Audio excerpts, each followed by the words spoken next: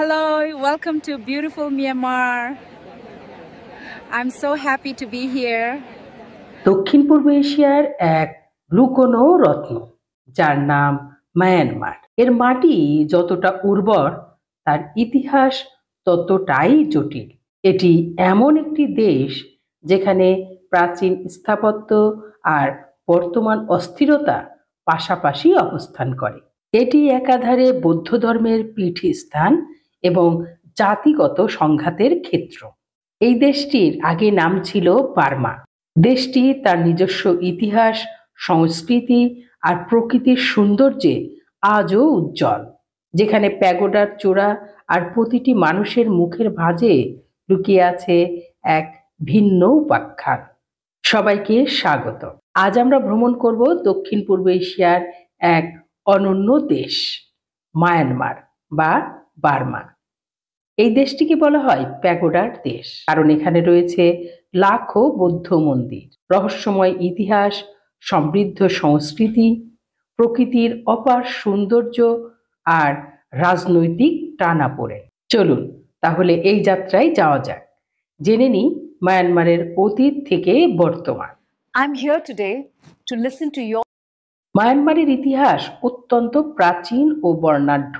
প্রথম দিকে এখানে ছিল পিউ ও মন জনগোষ্ঠী, পরে নবম শতকে বামারা আসে। সবচেয়ে উল্লেখযোগ্য সাম্রাজ্য ছিল বাগান সাম্রাজ্য, যেটি ছিল নবম থেকে 1300 শতক পর্যন্ত। পেগু ও বাগান সাম্রাজ্যের সময় ছিল স্বর্ণযুগ। এ সময়ে অসংখ্য বৌদ্ধ মন্দির তৈরি হয়, যেগুলো এখনো পর্যটকদের বড় আকর্ষণ।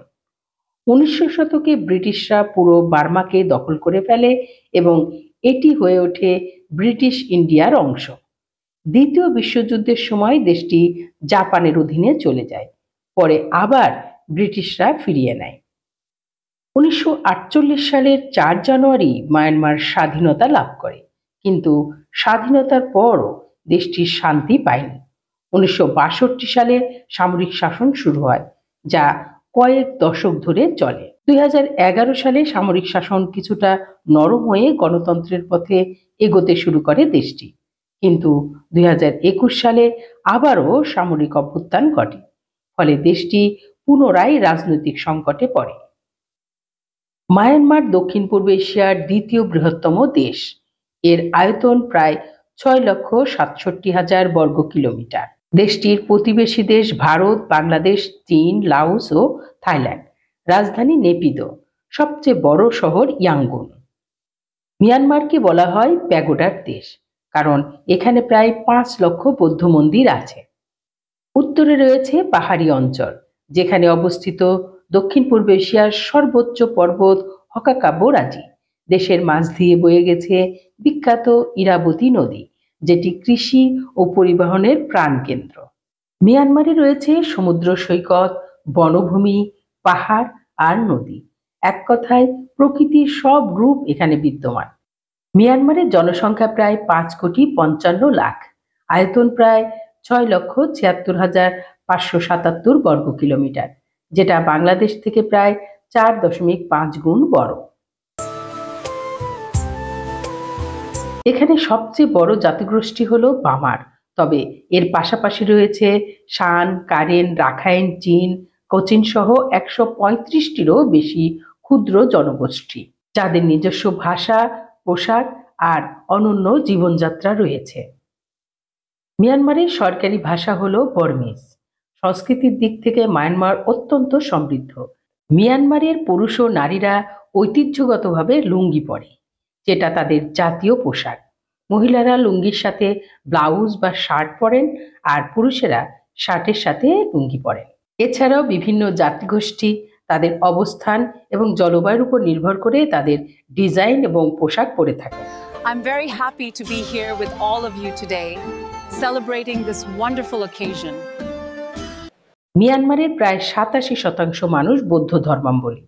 এ কারণে দেশটিকে বলা হয় প্যাগোডার দেশ। এছাড়াও এখানে মুসলিম, খ্রিস্টান, হিন্দুরাও বসবাস করে। মিয়ানমারের মঠ ভিত্তিক শিক্ষা ও ভিক্ষুদের ভূমিকা সমাজে অত্যন্ত গুরুত্বপূর্ণ। আমার পেছনে আপনারা যে হাজারো প্যাগোডা দেখছেন, এগুলো বাগানের প্রাচীন গৌরব আর ধর্মীয় বিশ্বাসের প্রতীক। সবচেয়ে বিখ্যাত হলো শ্বেতাঙ্গন প্যাগোডা, যেটি ইয়াঙ্গুন শহরে অবস্থিত। এই সোনালী প্যাগোডা বিশ্বের অন্যতম পবিত্র বৌদ্ধ মন্দির। একসময় এখানে প্রায় 10,000 প্যাগোডা ছিল। এসব প্যাগোডা কেবল পাথরের কাঠামো নয়, বরং প্রতিটি প্যাগোডা মায়ানমারের জনগণের গভীর বৌদ্ধ ধর্মের প্রতি ভালোবাসার সাক্ষী। এই প্যাগোডাগুলোর চূড়ায় প্রচুর হীরা এবং রুবি খচিত আছে। বলা হয় প্রায় প্রতিটা প্যাগোডার চূড়ায় 5,400 হীরা এবং 2,317 রুবি খচিত আছে। বাগান শহরে রয়েছে 2,000-এরও বেশি প্রাচীন মন্দির। সূর্যোদয় ও সূর্যাস্তের সময় এখানকার দৃশ্য বিরল, পৃথিবীর অন্যতম সুন্দর দৃশ্য হিসাবে ধরা হয়। আছে ইনলে লেক, তার ভাসমান বাগান ও অন্যান্য নৌকা চালনার জন্য বিখ্যাত। ম্যান্ডালেপ শহরে রয়েছে রাজপ্রাসাদ ও ঐতিহাসিক নিদর্শন। সমুদ্র সৈকতের মধ্যে সবচেয়ে জনপ্রিয় হলো নগাপালি বিচ।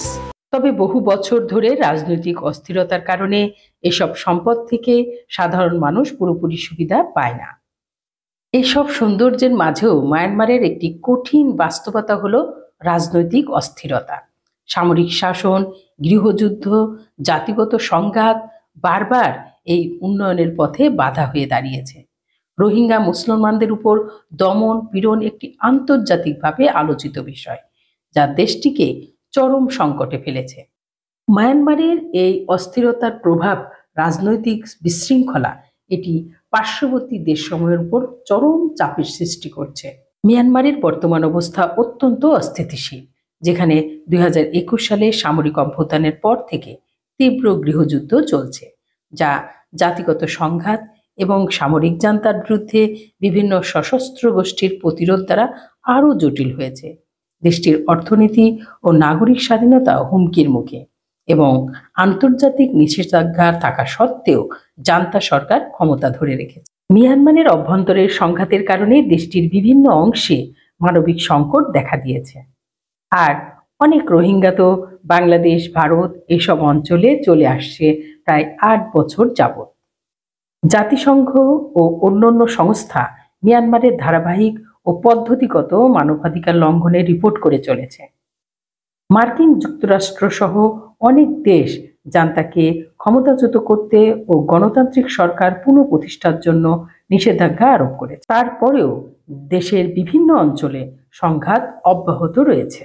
বর্তমানেও মায়ানমারের রাজনৈতিক সংকটের মধ্যে দিয়ে যাচ্ছে। দেশটির 87% মানুষ যেহেতু বৌদ্ধ ধর্মের, যে কারণে অন্যান্য ধর্মের লোকদের বাস করা কঠিন হয়ে পড়েছে, বিশেষ করে রোহিঙ্গাদের সাথে তাদের আচরণ, যে কারণে পার্শ্ববর্তী দেশসমূহে রোহিঙ্গারা আশ্রয় নিচ্ছে। মিয়ানমারের অত্যন্ত গুরুত্বপূর্ণ ব্যক্তিত্ব হলেন অং সান সুচি। তিনি শান্তির প্রতীক হিসাবে বিশ্বে পরিচিত। 1991 সালে পান শান্তির জন্য নোবেল পুরস্কার। কিন্তু অং সান সুচি বেঁচে আছেন কিনা আমরা যাচাই করতে পারছি না, এমন শিরোনামও কিন্তু দেখা যাচ্ছে। স্বাধীনতার পর থেকেই মিয়ানমার রাজনৈতিকভাবে অস্থির। পর্যটন খাতের সম্ভাবনা অনেক বড়, কিন্তু সামরিক সংকট ও আন্তর্জাতিক নিষেধাজ্ঞার কারণে পর্যটন শিল্পেও পুরোপুরি বিকশিত হতে পারেনি। মিয়ানমারের অর্থনীতি মূলত কৃষি নির্ভর। দেশের প্রধান কৃষিপণ্য হলো চাল। এছাড়া তিল, ডাল, আখ ও চা উৎপাদিত হয়। প্রাকৃতিক সম্পদের মধ্যে সবচেয়ে গুরুত্বপূর্ণ হলো গ্যাস, তেল, জেড, পাথর, কাঠ এবং রত্নপাথর। চীন, ভারত ও থাইল্যান্ডের সাথে মিয়ানমারের বাণিজ্যিক সম্পর্ক সবচেয়ে বেশি। এদের জাতীয় খাবার হলো মোহিঙ্গা, এক ধরনের নুডলস স্যুপ, যা সকালের নাস্তায় খাওয়া হয়। আরেকটি জনপ্রিয় খাবার হলো ল্যাপেট থোক, চা পাতার সালাদ। এখানে শিক্ষা এখনো মঠ ও ধর্মীয় প্রতিষ্ঠানের উপর নির্ভরশীল। স্বাস্থ্যসেবা উন্নত নয় এবং বিজ্ঞান থেকেও পিছিয়ে। আর যুদ্ধ, আন্দোলন, অনিশ্চয়তা, মানবাধিকার লঙ্ঘন, রাজনৈতিক অস্থিরতা দেশের বর্তমান চিত্র তো আছে। কিন্তু এই অন্ধকারময় পরিস্থিতিতেও মায়ানমারের জনগণের আশা ফুরিয়ে যায়নি। তারা এখনো একটি শান্তিপূর্ণ ও গণতান্ত্রিক ভবিষ্যতের স্বপ্ন দেখে। মায়ানমারের গল্প হয়তো শেষ হয়নি, তবে আমরা আশা করি এই গল্পের পরবর্তী অধ্যায় হবে শান্তি, সমৃদ্ধি এবং গণতন্ত্রের। আজ এই পর্যন্তই।